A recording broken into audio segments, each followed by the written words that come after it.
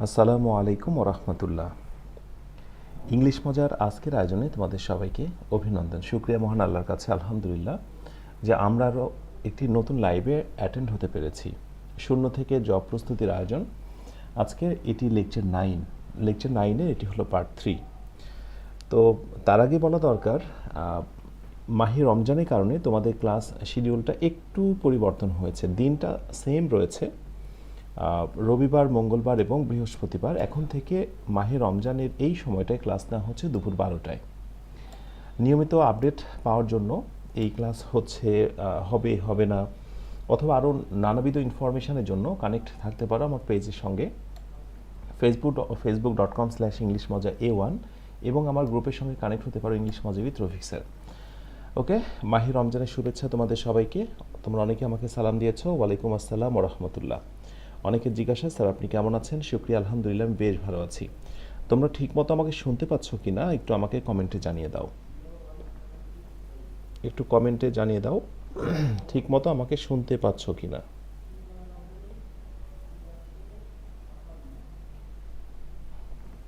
ওকে, আর দুটো কাজ করে দাও। নাম্বার 1, লাইক বাটনে হিট করে দাও এবং ভিডিওটা শেয়ার করে দাও।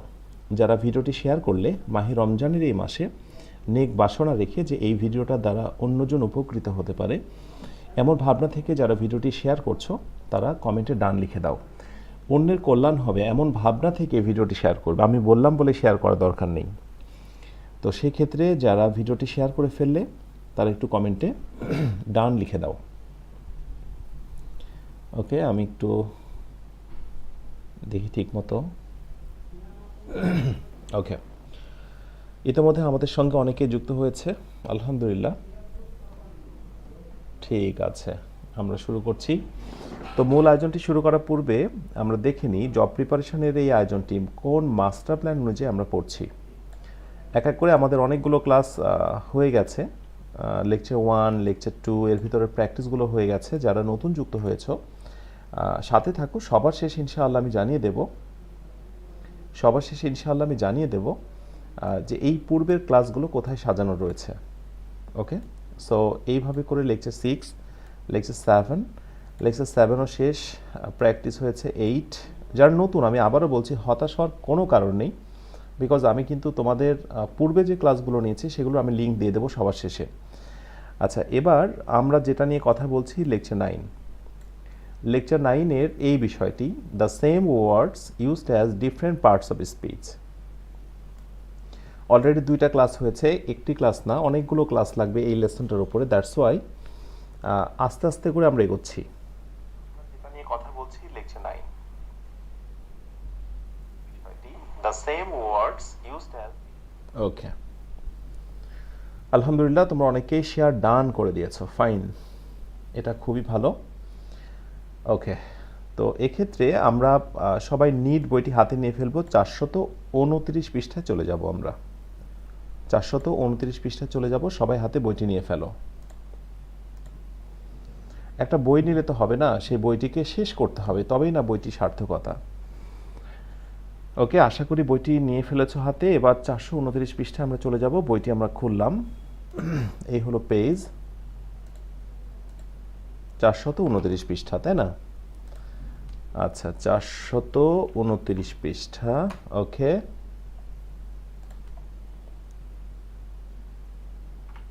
ঠিক আছে। তো এখানে আমরা অনেক দূর এগিয়েছি। মোটামুটি আমরা নাউন চেনার নিয়ম, এরপরে প্রোনাউনের নিয়ম কোথায় কোথায় বসে, এরপরে আমরা আজকে শুরু করব যেখান থেকে, সেটা হচ্ছে এই জায়গাটা থেকে। একটি সেন্টেন্সে যে সকল অবস্থানে অ্যাডজেক্টিভ বসে, খুব মনোযোগী হতে হবে। ওকে, সো আমরা যেটি নিয়ে কথা বলবো যে একটি সেন্টেন্সে কোন কোন অবস্থানে অ্যাডজেক্টিভ বসে। নাম্বার 1-এ বলা হচ্ছে নাউন বা প্রোনাউনের পরে পোস্ট মডিফায়ার হিসেবে অ্যাডজেক্টিভ বসে। তো আরেকটি কথা বলি যে এখানে যে ধরনের অ্যাডজেক্টিভগুলো নিয়ে কথা বলা হচ্ছে সেগুলো কিন্তু সাধারণ অ্যাডজেক্টিভ নয়। অর্থাৎ এমন ভাবা দরকার নেই যে কোনো জায়গায় গুড বসানো হলো, কোনো জায়গায় ব্যাড বসানো হলো, অথবা এরকম একটি প্রশ্ন করা হলো যে হি ইজ গুড। এই গুডের নিচে বা ব্যাডের নিচে আন্ডারলাইন করে জিজ্ঞাসা করা হবে যে এটি আসলে কোন পার্টস অফ স্পিচ, এটি কি noun, verb, adjective, adverb. No, এত সহজ কোয়েশ্চেন হবে না। এখানে কনফিউশন হচ্ছে যে ওয়ার্ডগুলো কোনো সময় নাউন ছিল সেটাই অবস্থান ভেদে অ্যাডজেক্টিভ হচ্ছে, কোনো সময় সেটা প্রেপোজিশন ছিল অবস্থান ভেদে সেটা অ্যাডভার্ব হচ্ছে। এই ধরনের ওয়ার্ডগুলোর বেসিক্যালি যে গোলক ধাঁধা, এই জন্যই এই লেসনটার নামই হলো the same words used as different parts of speech, মানে একই ওয়ার্ড অবস্থান ভেদে ভিন্ন পার্টস অফ স্পিচে রূপান্তরিত হয়। ওয়েল, তো প্রথম এক্সাম্পলটা দেখো, his house is near. Basically near শব্দটা জন্ম হয়েছে কিন্তু প্রেপোজিশন হিসেবে। এখানে বলা হয়েছে নেয়ার একটি প্রেপোজিশন, তবে হিজ হাউস তার বাড়ি আর অবস্থান বোঝানো হয়েছে, হিজ হাউস ইজ নেয়ার। সো নেয়ার, জাস্ট লাইক নেয়ার আন্ডারলাইন করবে এবং নেয়ারে আন্ডারলাইন করে জিজ্ঞাসা করবে যে নেয়ারটার নাম কি। অপশান বলে দেবে যে অপশানে এটা কি, লাইক এটি কি প্রেপোজিশন, অপশান বিতে বলবে যে এটি কি অ্যাডজেক্টিভ, এরকম 4টি অপশান দেবে। তো আমাদের এখন জানার বিষয় হলো যে কোন ক্ষেত্রগুলোতে নেয়ার হয় প্রেপোজিশন, কোন ক্ষেত্রগুলোতে নেয়ার হয় অ্যাডজেক্টিভ। প্রথম কথা হলো বি ভার্বের পরে যখন নেয়ার থাকবে, এই শর্টকাটটা একটু লিখে নাও, নোটটা করে নাও সবাই, এবং সেটি হচ্ছে যে বি ভার্বের পরেই যখন নেয়ার থাকবে এই নেয়ারটার নাম হয়ে যাবে অ্যাডজেক্টিভ। তাহলে একটা ঝামেলা কাটলো যে বি ভার্বের পর ইয়েস এবং তারপরে যখন নেয়ার থাকবে নেয়ার শব্দটি হচ্ছে অ্যাডজেক্টিভ, নেয়ার শব্দটি অ্যাডজেক্টিভ। তাহলে হিজ হাউস ইজ নেয়ার, তার বাড়ি খুব কাছে সন্নিকটে। ক্লিয়ার? এবং আরেকটি বিষয় বলি, সেটি হলো নেয়ারের আরও নানাবিধ ব্যবহার রয়েছে। লাইক দিস, এই কোশ্চেনটা দিয়ে তোমাদেরকে পরীক্ষায় যদি বলাই হয় এটার আনসার কি হবে, যে your office is very near, your office is very near. এইবার নেয়ার আন্ডারলাইন করে প্রশ্ন করছে যে এই নেয়ারটার নাম কি। সো লাইক দিস, এই ধরো 4টি অপশানের ভিতরে আমি 2টো দিলাম, এটি একটি প্রশ্ন হতে পারে। সো তোমরা একটু আমাকে বলো এইখানে নেয়ারটাকে তোমরা কি বলবে। যারা খুবই চালাক তারা তো ভাবছো যে স্যার এখন অবশ্যই অ্যাডজেক্টিভ হবে, যেহেতু আপনি অ্যাডজেক্টিভ পড়াচ্ছেন না। আচ্ছা, সো আমরা নিচেটাকে অ্যাডজেক্টিভ বলবো, বাট হোয়াই, কীভাবে আমরা অ্যাডজেক্টিভ বলবো, রিজনটা কি? তো আচ্ছা, এটাকে আমি একটু অন্য কালার করে দিই যাতে তোমাদের চোখে পড়ে। Okay fine, so your office is very near. So নিয়ারটাকে আমরা এখানে কি বলবো, নেয়ারটাকে আমরা এখানে বলবো অ্যাডজেক্টিভ। এর রিজনটা কি পাশে একটু ছোট্ট করে লিখে নাও। যখনই ভেরি কোথাও থাকবে ঠিক ভেরির পরেই যখন নেয়ার থাকবে, ওকে, সো এই নেয়ারটার নাম হবে অ্যাডজেক্টিভ। এবং এটা যে অ্যাডজেক্টিভ তার কারণ কি, কারণ হলো এই ভেরি শব্দটা হলো অ্যাডভার্ব। আমরা কিন্তু জানি যে অ্যাডভার্ব অ্যাডজেক্টিভকে মডিফাই করে। তাহলে ছোট করে এটার পাশে লিখে নিতে পারো ভেরির নিচে লাইক দিস অ্যাডভার্ব, রাইট। তার মানে এই ধরনের স্ট্রাকচার কিন্তু তোমরা এর আগে দেখেছো, সেটি হলো অ্যাডভার্ব প্লাস অ্যাডজেক্টিভ। তোমরা কিন্তু জানো যে অ্যাডজেক্টিভকে কিন্তু অ্যাডভার্ব মডিফাই করে লাইক দিস। সেই কারণেই কিন্তু এখানে ভেরি শব্দটা হলো অ্যাডভার্ব এবং নেয়ার শব্দটি অ্যাডজেক্টিভ। তো এটার সঙ্গে সামটাইমস আরেকটি বিষয় গোলক ধাঁধা তৈরি হতে পারে লাইক দিস। এটা নেয়ার নিয়ে যেহেতু সমস্যা, আমি একটু দিয়ে দিই। যদি এরকম একটি কোয়েশ্চেন দিই আমি, যেমন হি stood, STOOD, stood near me. He stood near me. So এই জায়গাটায় আমরা নেয়ারটাকে কি বলবো, নেয়ারটাকে আমরা কি বলবো, এটি একটি প্রশ্ন। অপশান আমি 2টাই দিচ্ছি, একটু ট্রাই করো। He stood near me.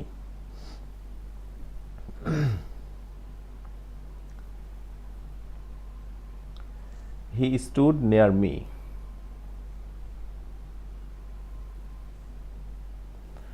Okay, so এইখানে এটির নাম কিন্তু প্রেপোজিশন। কেননা তুমি দেখো এবার এইখানে যে নেয়ারটা বসেছে সেটা কিন্তু কোনো নাউন বা প্রোনাউনের দোষ গুণ প্রকাশ করছে না, না নাউনের কোনো দোষ গুণ প্রকাশ করছে, না প্রোনাউনের কোনো দোষ গুণ প্রকাশ করছে। সেক্ষেত্রে এখানে নেয়ারটা হলো বেসিক্যালি সামনে, পাশে, এরকম যখন সামনে বা পাশে বোঝায় তখন কিন্তু নেয়ারটা হয়ে যায় প্রেপোজিশন। তো এক্ষেত্রে আরেকটি সূত্র তোমরা লিখে নিতে পারো, এবং সেটি হলো নেয়ারে পরে যখন অবজেক্ট ফর্ম বসে, নাউন ফর্ম বসলে কিন্তু অ্যাডজেক্টিভ হতে পারে, সেটি অন্য কথা, আমি দেখাবো। কিন্তু নাউনের পরে যখন অবজেক্টিভ ফর্ম বসে, এই যে অবজেক্টিভ ফর্ম দেখো একটু, রাইট, বুঝতে পেরেছো? So he stood near me, যখন অবজেক্টিভ ফর্ম বসে, ওকে, তখন কিন্তু নেয়ারটার নাম হয়ে যাবে প্রেপোজিশন। একটু ব্যতিক্রম, এটি নিয়ে গোলকধাঁধা হতে পারে। লাইক দেখে রাখো, একটা সময় কিন্তু এই গোলকধাঁধা থাকবে না, প্রথম অবস্থায় কনফিউশন হয়। সো যেটি বলছিলাম যে হি স্টুড নিয়ার মি, নিয়ারটাকে এখানে প্রেপোজিশন বলছি বিকজ তারপরে যখন অবজেক্ট থাকবে, যেমন হি স্যাট নেয়ার হিম, হি স্যাট নেয়ার, এরকম যখন বেসিক্যালি অবজেক্টিভ ফর্ম থাকে।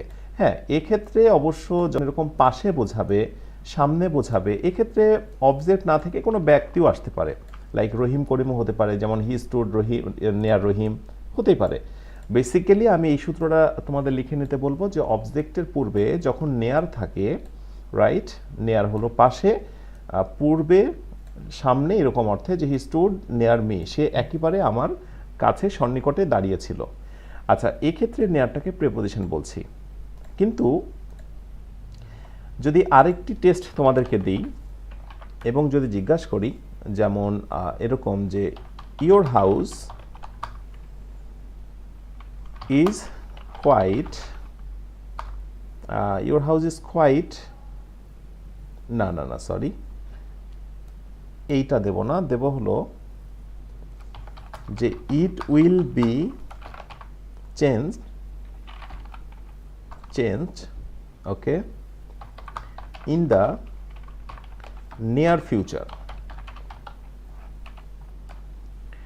এইখানে আমি লাইক নিয়ারের নিচে আন্ডারলাইন করলাম, দিয়ে লাইক আমি এই দুটি অপশান দিলাম এবং তোমাকে জিজ্ঞাসা করলাম which one is correct answer.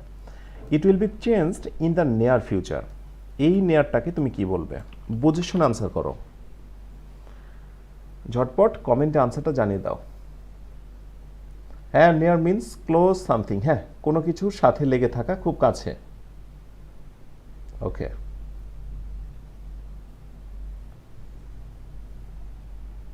Okay fine, fantastic, right answer অনেকে দিতে পারছো। খুব চালাক অনেকেই যে স্যার আগেরটা যদি প্রেপোজিশন হয় তাহলে পরেরটা অবশ্যই অ্যাডজেক্টিভ হবে না। আচ্ছা, সেটা বিষয় না, বিষয়টা হচ্ছে মোস্ট অফ দ্য টাইমস এটি হয় যে নাউনের পূর্বে যখন নেয়ার থাকে এবং তার আগে একটা ডিটারমিনার থাকে, এটি কিন্তু একটি গুরুত্বপূর্ণ ফ্যাক্ট। তো সেক্ষেত্রে এই শর্টকাটটা তোমরা লিখে নিতে পারো যে ডিটারমিনার প্লাস যদি থাকে নেয়ার প্লাস পরেরটা হচ্ছে নাউন, এই ক্ষেত্রে নেয়ারটার নাম হবে অ্যাডজেক্টিভ। এটা নাম কি হবে? অ্যাডজেক্টিভ হবে। আসলে নেয়ারের আলোচনাটা বিশদ, কিন্তু এত দরকার নেই, আপাতত যতটুকু কাভার করা দরকার করে দিচ্ছি, পরবর্তীতে নিজেরা বুঝতে পারবে ইনশাআল্লাহ। তাহলে এই জায়গাটায় আমরা যদি এই সিকোয়েন্স ওয়াইজ একটু মেলানোর চেষ্টা করি, দা ডিটারমিনার, তোমরা জানো যে আর্টিকেল একটি ডিটারমিনারের অন্তর্ভুক্ত, এরপরেই রয়েছে নেয়ার, নিকট ভবিষ্যৎ, নেয়ার ফিউচার, নিকট ভবিষ্যৎ, এবং তারপরে ফিউচার শব্দটি কিন্তু এখানে নাউন, রাইট। সুতরাং এইখানে যে নেয়ারটা বসেছে সেই নেয়ার শব্দটি হচ্ছে অ্যাডজেক্টিভ। ক্লিয়ার? তাহলে আশা করি এই গোলকধাঁধাটুকু দূর হয়েছে। আরও অনেক গোলকধাঁধা রয়েছে আমি জানি, যেগুলো আমরা প্র্যাকটিস যখন করব সেখানে যে আরও বেশি ক্লিয়ার হয়ে যাব। ক্লিয়ার? আশা করি ক্লিয়ার হয়েছে। অ্যান্ড লাস্ট টেস্ট ইয়োরসেলফ, তোমাদের জন্য এবার একটি টেস্ট দেব এবং সেই টেস্টটা তোমাদের জন্য। রেডি হয়ে যাও এবং ঝটপট একটু কমেন্টে জানিয়ে দাও। He is near to tears. এইখানে আমরা যে নেয়ারটা দিচ্ছি সেই নেয়ারটার নাম কি? অপশান, এটি কি নাউন? অপশান বি দ্রুত, এটি কি অ্যাডজেক্টিভ? অপশান সি এটি কি preposition? Option D B plus C. দ্রুত কমেন্টে দ্রুত আনসার দিয়ে দাও। He is near to tears, he is near to tears. অবশ্য একটি শর্টকাট টেকনিক অবলম্বন করলেও মেবি আনসার হতে পারে, আর যদি অন্য কোনো সূত্র অ্যাপ্লাই করতে চাও তাও মেবি হয়ে যেতে পারে। He is near to tears, তার কান্না কান্না ভাব, সে প্রায় কেঁদেই দেবে এমন একটি অবস্থা। ওকে, ওয়েল, এটা অনেকেই ভুল করেছো। প্রথম কথা হচ্ছে তোমরা একটা বিষয় খেয়াল রাখো, তারপরে কিন্তু একটা প্রিপোজিশন আছে। সো প্রিপোজিশনের সঙ্গে যেটি প্রিপোজিশন, ওটি কিন্তু সাধারণত প্রিপোজিশনই হয়, কম্পাউন্ড প্রিপোজিশন হয় বা সিঙ্গেল প্রিপোজিশন এরকম। সো প্রিপোজিশনের সঙ্গে যখন প্রিপোজিশন থাকে, এটি কিন্তু প্রিপোজিশন হওয়ার সম্ভাবনাই বেশি, বা প্রিপোজিশনের সঙ্গে যখন আরেকটি ওয়ার্ড থাকে, ওটা কিন্তু প্রিপোজিশনাল ফ্রেজ হওয়ার সম্ভাবনাই বেশি। সেই দিক থেকেও তোমরা এটাকে বলবে প্রিপোজিশন। ওয়েল, এবং আরেকটি রিজন কিন্তু আমি বলেছিলাম যে বি ভার্বের পরে কিন্তু অ্যাজেক্টিভ বসে, ওই সূত্র কিন্তু এখানে অ্যাপ্লাই করলে হবে না, এখানে কিন্তু একটু আলাদা। He is near to tears, মানে সে একেবারেই কান্নার কাছাকাছি, ক্লোজ টু টিয়ার। সো এই জায়গাটায় এটি একটু ব্যতিক্রম, তোমরা একটু মনে রাখো, নেয়ার টু টিয়ার্স, এখানে নেয়ার শব্দটি হচ্ছে preposition. Yes, near to preposition, Sadak Hossain, right, near to preposition, compound preposition. Thank you so much যারা বুঝে শুনে উত্তর দিয়েছো। হ্যাঁ, ভুল তো যাবে, একটু একটু ভুল যাবে, সমস্যা নেই, সাথে থাকো। ওয়েল, আরও কিছু এক্সাম্পল দেখি আমরা। দে আর মাচ বেটার, আমরা বেটার নিয়ে একটু কথা বলতে পারি। আমরা রয়েছি কোথায় কোথায় অ্যাজেক্টিভ বসে। এটি যে অ্যাজেক্টিভ, এটি নিয়ে কোনো কিছু বলার নেই। তোমরা যেটি করবে, এই এক্সাম্পলটা, দে আর মাচ বেটার, তারা তুলনামূলক ভালো, ছোট্ট করে যেটা লেখা দরকার, মাচের পরে সর্বদাই যেটি বসে সেটি হচ্ছে অ্যাজেক্টিভের কম্পারেটিভ ফর্ম। কি ফর্ম? Comparative form. এই নোটটা করে নাও সবাই, এবং আমরা একটু মিলিয়ে দেখি এখানে। সেটি হলো দে আর মাচ বেটার, তারা তুলনামূলক ভালো, মাচ রয়েছে, এবং এর পরে যেটি বসেছে সেটি হচ্ছে অবশ্যই অ্যাডজেক্টিভের কম্পারেটিভ ফর্ম। আমরা জানি গুডের কম্পারেটিভ ফর্ম হচ্ছে বেটার, তো সেই জন্যই এখানে বেটার বসেছে। They are much better, they are much better. Clear? Okay, আশা করি এটি নিয়ে আর পরবর্তীতে সমস্যা হবে না। মাচের পরেই যখন অ্যাডজেক্টিভ থাকে তার কম্পারেটিভ হয় এবং সেটি অ্যাডজেক্টিভ। ক্লিয়ার? তো এই বেটার নিয়ে কিন্তু আরও বেশ কিছু সমস্যা সামটাইমস হতে পারে, বা কোয়েশ্চেন্স বিভিন্ন সময় এসেছে, আমরা একটু দেখার চেষ্টা করি। এই কোয়েশ্চেনটা যদি এভাবে দেওয়া হয় যে he dances much better, he dances much better than I, he dances much better than I. এইখানে বেটারের নিচে আন্ডারলাইন করলাম। দেখো, পরীক্ষায় আসলে প্রবলেম কিন্তু এখান থেকেই হয়। একই ধরনের কোয়েশ্চেন তোমরা ক্লাসে তোমাদের স্যার একরকম শেখায়, বাট পরীক্ষা আসলে কিন্তু অবস্থা অন্যরকম হয়ে যায়। সো রাইট উত্তরটা এখানে তোমরা কি দেবে?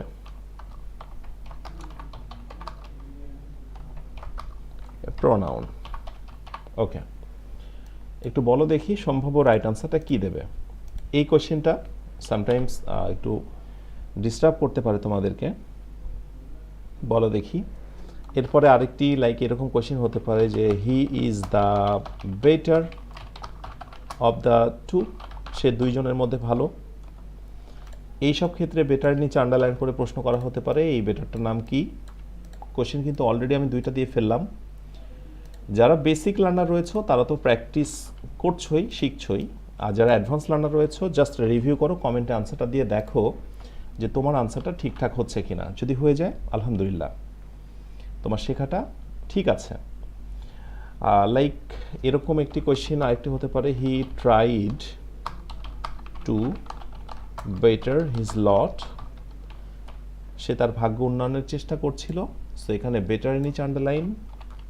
আমি কিন্তু বাংলাটাও বলে দিচ্ছি, অনেকে জিজ্ঞাসা করে বাংলাগুলো কথা খেয়াল রাখতে হবে, আমি কিন্তু প্রত্যেকটারই বাংলা বলেছি। তাহলে এখানে কোয়েশ্চেন দিয়েছি আমি কিন্তু 3টা বেটার দিয়ে, এবং আমার ধারণা ভবিষ্যতে বেটারের ব্যবহার এর থেকে বেশি হবে না। দ্রুত জানিয়ে দাও কারা কারা ভিডিওটি এখনও শেয়ার করোনি, দয়া করে একটু শেয়ার করে দাও।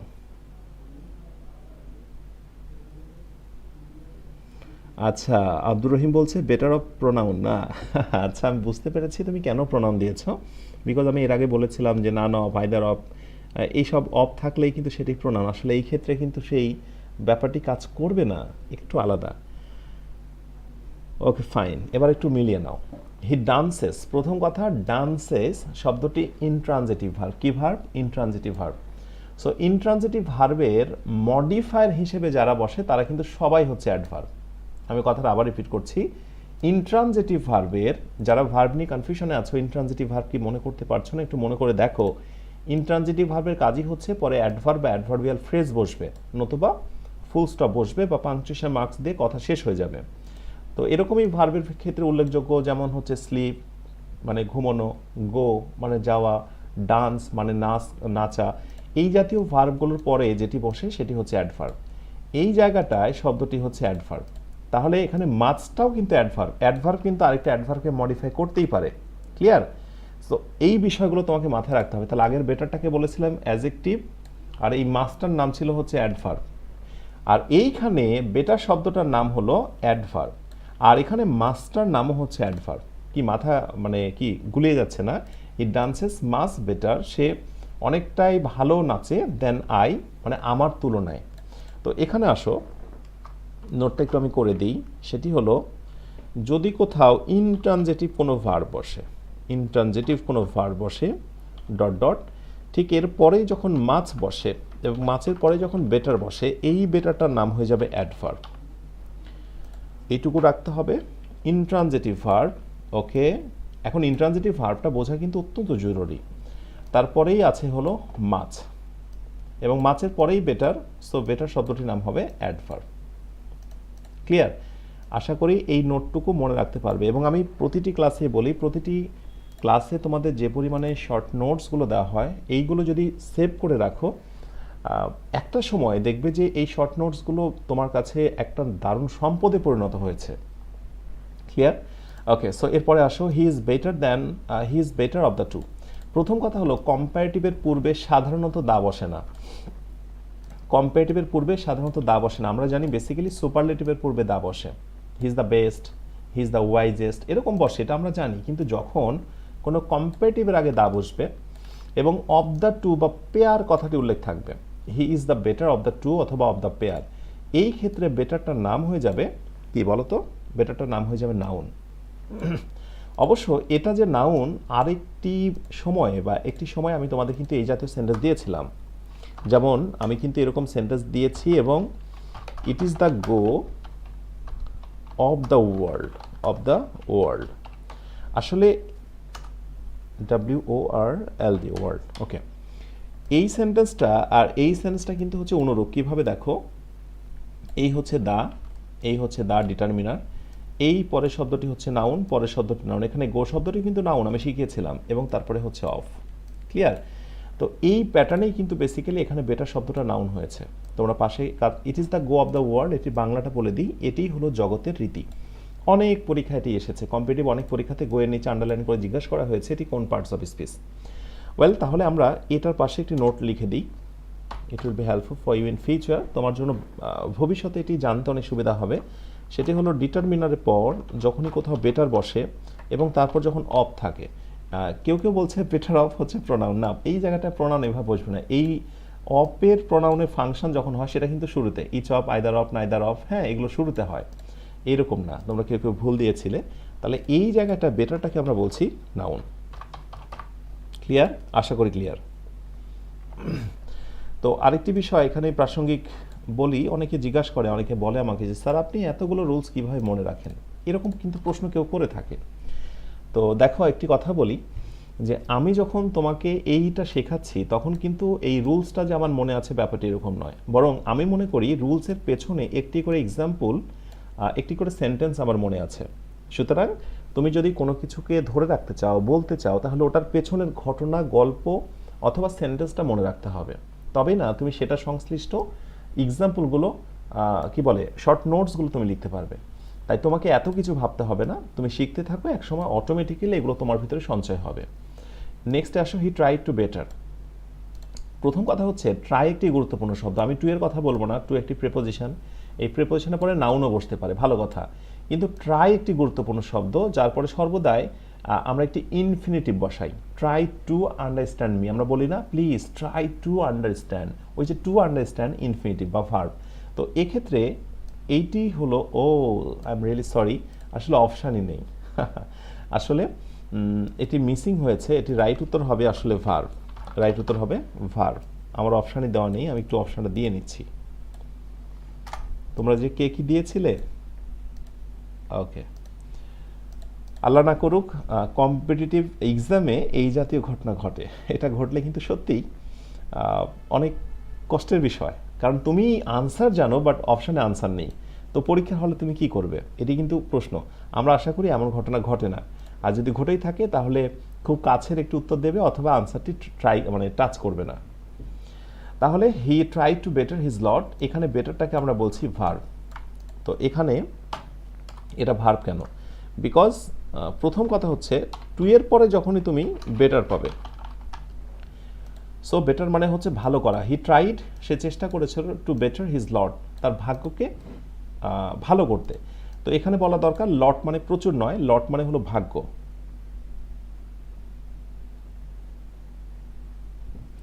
তাহলে এখানে বেটারের পূর্বে যখনই আমরা টু পেয়ে যাই তখন কিন্তু সেটা ভার্ব এবং ভার্বের বেস ফর্ম হয়ে যায়। V1 মানে ভার্বের বেস ফর্ম, সহজ কথায় ভার্ব। তাহলে দেখেছো আমরা 3টি শর্টকাট পেলাম।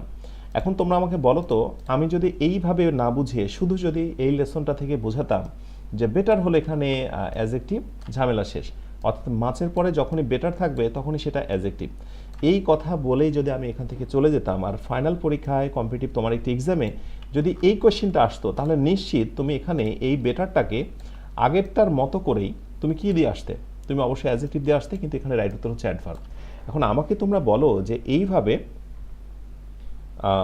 ধরে ধরে শেখানোটা কি ঠিক আছে, নাকি একেবারে বলছো যে না দ্রুত ঘোড়ার গতিতে এগোন 4G গতিতে? একটু আমাকে কমেন্টে জানিও। ওয়েল, এরপরে আসি আমরা ইট সিমস অল। প্রথম কথা, আমরা কিন্তু অ্যাডজেক্টিভের মধ্যে আছি।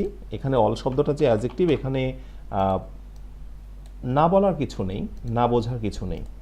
সো এটি যে অ্যাডজেক্টিভ সেটা কি করে হলো, বাংলাটা একটু বুঝে নিই আমরা। ইট সিমস অল, এটাকেই সব কিছু মনে হচ্ছে, যে এটাই সব কিছু। তো এখন বিষয়টা হলো যে কিভাবে, এটা একটা নোট তোমরা লিখে নেবে। সেটি হলো লিঙ্কিং ভার্ব। লিঙ্কিং ভার্ব, অন্য কথা যেটাকে আমরা কপুলা ভার্ব বলি। এই লিঙ্কিং ভার্বের লিস্টে অনেকগুলো ভার্ব আছে, একটু মনে করে দেখো তোমরা। যেমন আমি এই ক্লাস অত দেব না, সিম দেব, আমি ফিল দেব, এটসেট্রা। আমি বি ভার্ব ইজ দেব, এরকম হয়। ইটিসি এটসেট্রা দিলাম। ঠিক এর পরে যখন অল থাকবে, কোনো কথা নেই, চোখ বন্ধ করে তার নাম দেবে হচ্ছে adjective. Thank you so much. আমি দেখতে পাচ্ছি তোমরা সবাই বলছো যে স্যার ঠিক আছে, এইভাবে ধরে ধরে পড়ান। আসলে আমার ইচ্ছা কি জানো, আমার ইচ্ছা হলো যে এই কোর্সটা যেহেতু আমাদের 6 মাস ধরে চলতে থাকবে, 6 মাস পরে ইংরেজির ক্লাসের জন্য যেন নতুন করে কোনো কিছু খোঁজ করতে না হয়। ইংরেজি শুরু থেকে শুরু করতে চায়, বেসিক টু অ্যাডভান্স লেভেল, তারা জাস্ট এই প্লে লিস্টটা আমি পরে দেখিয়ে দেব, প্রথম থেকে ক্লাসটি করতে থাকবে, ব্যাস হয়ে যাবে তাহলেই। তাহলে যেটা বলছিলাম, linking verb, well linking verb same আছে তো, ওকে। সো এর পরে যখন অল পেয়েছি আমরা, অল কোনো কথা নেই, ওটির নাম হয়ে যাবে অ্যাডজেক্টিভ, ডান। কিন্তু সমস্যা হলো, অল কি সারা জীবনে অ্যাডজেক্টিভ থাকবে? না, পরীক্ষায় ব্যতিক্রম হতেই পারে, লাইক দিস এরকম একটি কোশ্চেন আসতে পারে। এবার কিন্তু অনেকেই পারবে তোমরা। All try to go there. So এখানে অলের নিচে আন্ডারলাইন করা হলো, ওকে। আরেকটি কোশ্চেন দেওয়া হলো, all of them try to go there. এইখানে অলের নিচে আন্ডারলাইন করা হলো। সো এইবার রাইট আনসারটা কি হতে পারে? অপশানে বলছে যে এটি কি নাউন হবে, অপশান বিতে বলছে এটি কি অ্যাডজেক্টিভ হবে, অপশান সিতে বলছে এটি কি অ্যাডভার্ব হবে, অপশান ডিতে বলছে এটি কি প্রোনাউন হবে। আমি দুটো কোশ্চেন দিয়েছি, বিকজ দুটো কোশ্চেনের আনসার একই রকম হবে। So thank you so much. এই যে অনেকে আত্মবিশ্বাসের সঙ্গে আনসার দিচ্ছ। আচ্ছা, ওকে স্যার, আপনি কি রোজা আছেন? এত ক্লাস করাচ্ছেন কিভাবে? কি বলো তুমি? রোজা থাকলে কি মানুষের কর্ম ক্ষমতা নষ্ট হয়ে যায়? এটা কি ভাবো নাকি তোমরা? আমি ওর কথা ধরে সে সুন্দর একটি কথা বলেছে, এটি তার জানার জিজ্ঞাসা। রোজা থাকলে মানুষের অ্যাক্টিভিটি কমে যায় না। তোমরা কিন্তু দেখেছো যে রোজা থেকে ক্রিকেট খেলে, রোজা থেকে ফুটবল খেলে, রোজা থেকে জমিতে চাষাবাদ করে, রোজা থেকে রিক্সা চালায়। এটা কি তোমরা দেখোনি? এটা কি তোমরা জানো না? অবশ্যই জানো। এই যে রোজা থেকেও এই কাজগুলো করছে। ইভেন কিন্তু গত কয়েকদিন আগে একটি খবর খুবই ভাইরাল হয়েছে, একটি নিউজ তোমরা দেখবে। তুরস্কের খেলোয়াড়রা মেবি ফুটবল খেলার একটি সময় ইফতারের মুহূর্ত এসে যায়, মাগরিবের আজান দেওয়ার সঙ্গে সঙ্গেই তারা খেলাটা সাময়িক বিরতি নিয়ে খেজুর বা এটা দিয়ে তারা ইফতারটা করে ফেলে। ভাবতে পারা যায় ফুটবল খেলায় কতটা দৌড়াতে হয় প্লেয়ারদের। 90 মিনিটসের খেলা, 90 মিনিটের খেলায় কতটা দৌড়াতে হয়, কত কিলোমিটার দৌড়াতে হয়, একটা হিসাব রয়েছে। তো তারা এটি পারে, এর পেছনে কারণ কি? বিকজ এর পেছনে একটি স্বপ্ন রয়েছে। এর পেছনে একটি স্বপ্ন রয়েছে। স্বপ্ন যখন মানুষের চোখে বাসা বাঁধে তখন কোনো বাধা কাজ করে না, তখন শুধু এনার্জি এসে যায়। তো আলহামদুলিল্লাহ আমি পারি, অন্যরা পারে, বিকজ স্বপ্ন থাকে দু চোখ ভরা। অল ট্রাই টু, এখানে অলটাকে আমরা বলবো ডেফিনেটলি প্রোনাউন। এটি নর্মালি ইনডিফিনিট প্রোনাউন, কেননা বাক্যের শুরুতে সাবজেক্ট হিসেবে বেসিক্যালি কি বসে? অল বসে। তোমরা এই নোটসটা একটু করে নাও পাশে। অল, ওকে, অথবা অল প্লাস অফ, ঠিক আছে? ডট ডট, এরপর একটা ভার্ব আসবে, আমি এই শর্টকাটটা দেব। সো অল থাকবে, এই যে অল, এরপরে হচ্ছে ভার্ব। আর যদি কোথাও থাকে all of them, all try to go there, প্রত্যেকেই বা সকলেই সেখানে যাওয়ার চেষ্টা করেছিল। অল অফ দেম, তাদের সকলেই ট্রাই টু গো দেয়ার, সেখানে যাওয়ার চেষ্টা করেছিল। এখানে অল রয়েছে এবং অলের পরে কি আছে? অফ। তাহলে যখন এরকম অল অফ থাকবে ডেফিনেটলি এই অলটার নামও হচ্ছে প্রোনাউন। মনে রাখতে হবে প্রোনাউন ক্যান বি সাবজেক্ট। অনেকে বলতে পারে নাউনও তো সাবজেক্ট হতে পারে, তাহলে কি অলকে নাউন বলবো? না, আসলে অলটা জন্ম থেকেই প্রোনাউন, তো ইনডিফিনিট প্রোনাউন, এটাকে প্রোনাউন হিসেবে প্রেফার করব। আর পজিশন কোনো সময় নাউনের আসতে পারে, তবে অলকে নাউন হিসেবে আমরা দেখি না বললেই চলে। এটা চোখে ধরা পড়েনি, পড়বেও না ইনশাআল্লাহ। ওকে, সো অলটাকে আমরা এখানে বলছি প্রোনাউন যখন অফ থাকছে অথবা নর্মালি শুধু অল থাকছে। এই যে আমি যেটা দেখালাম। আচ্ছা, শর্টকাটের কালারটা আমি যেহেতু আগে সবগুলো একই রকম দিচ্ছিলাম, এখানেও আমার মনে হয় এটি দেওয়া উচিত, তাই না? ওকে, নাথিং ওয়াজ ইনঅ্যাপ্রোপ্রিয়েট, এটি তো বুঝতেই পারছো কোনো কিছুই অনুপযুক্ত নয়, এটি নর্মালি অ্যাডজেক্টিভ, এখানে বোঝানো তেমন কিছু নেই। ওকে, এবার শুরু করছি আমরা। নাউনের পূর্বে প্রি মডিফায়ার হিসেবে অ্যাডজেক্টিভ বসে, ভুলে গেলে চলবে না। আমাদের আলোচ্য বিষয় হলো একটি সেন্টেন্সে কোথায় কোথায় অ্যাডজেক্টিভ বসে। তো ইতোমধ্যে আমরা দেখেছি যে নাউনের পরে অ্যাডজেক্টিভ বসছে, নাউনের পরে, যেমন হিজ হাউস ইজ নেয়ার, মনে আছে? আমরা কিন্তু এরকম বাক্য দিয়ে শুরু করলাম যে হিজ হাউস ইজ নেয়ার। ওকে, আমরা কিন্তু এটাকে অ্যাডজেক্টিভ দেখালাম, কেননা এটি কিন্তু নাউনের পরে পোস্ট মডিফায়ার হিসেবে। আর এবার দেখাবো প্রি মডিফায়ার হিসেবে। প্রি মডিফায়ার মানে কি? নাউনের পূর্বে বসবে। আর পোস্ট মডিফায়ার মানে কি? নাউনের পরে বসবে। এই জিনিসটা নিয়েই কিন্তু আমরা কথা বলছি। আচ্ছা, এখন অত কথা না, কথা হলো যে অ্যাডজেক্টিভ কোথায় কোথায় বসে, ব্যাপারটা এরকম না? আচ্ছা, তাহলে I want a right decision, এখানে রাইটটা সিম্পলি অ্যাডজেক্টিভ। কেন অ্যাডজেক্টিভ? কেননা ডিসিশন শব্দটি যেহেতু নাউনের পূর্বে বসেছে, তাহলে সেটা অ্যাডজেক্টিভ। এবং আরেকটি কারণে এটিকে আমরা অ্যাডজেক্টিভ বলতে পারি। বাংলাগুলো একটু দেখে নিও। আরেকটি কারণে এটাকে অ্যাডজেক্টিভ বলতে পারি। কিভাবে?